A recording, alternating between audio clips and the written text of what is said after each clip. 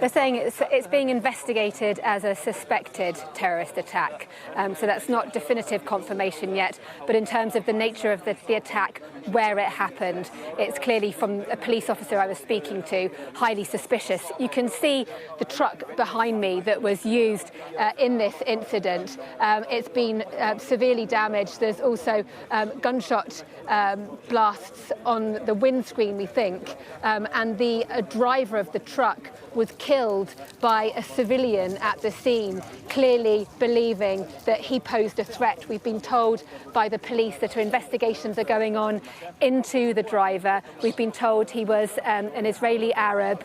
He lived nearby, and police are looking into connections that he may have had. In terms of what actually happened, this area here is a very sensitive area. It's very close to a number of Israeli military bases. The Mossad spy agency is also close by. It's north of Tel Aviv. The attack, the incident, the suspected attack, happened at around 10 o'clock this morning.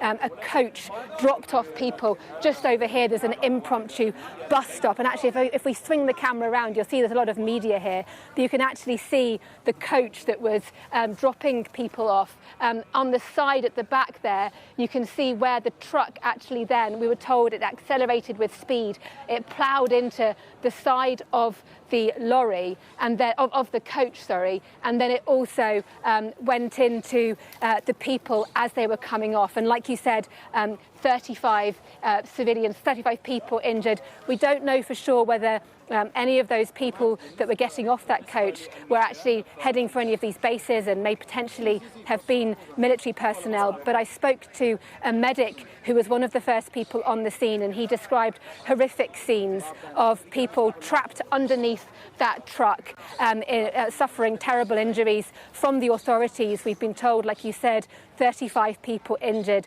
6 of those are in a serious condition, 5 of them are in a moderate condition.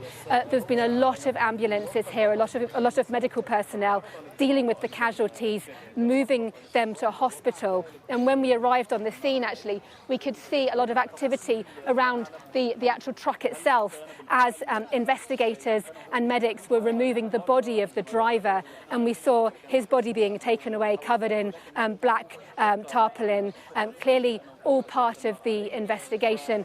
The police that came out and gave a briefing said to us very clearly that they believe, they are treating this as a suspected terrorist attack. And when I spoke to a police officer and asked her why that was, she said to me it is because of the fact that, why was this truck here? What reason did it have to be here?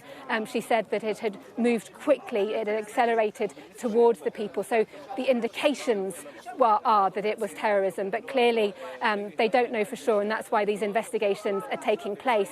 But this happens at an incredibly sensitive time, over a year on from the October the 7th terrorist attacks on this country, and a country that it is engaged in war on multiple fronts.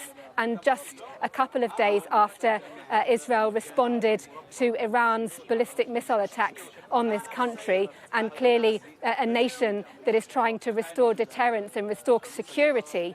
So attacks, incidents, suspected attacks like this, clearly very alarming.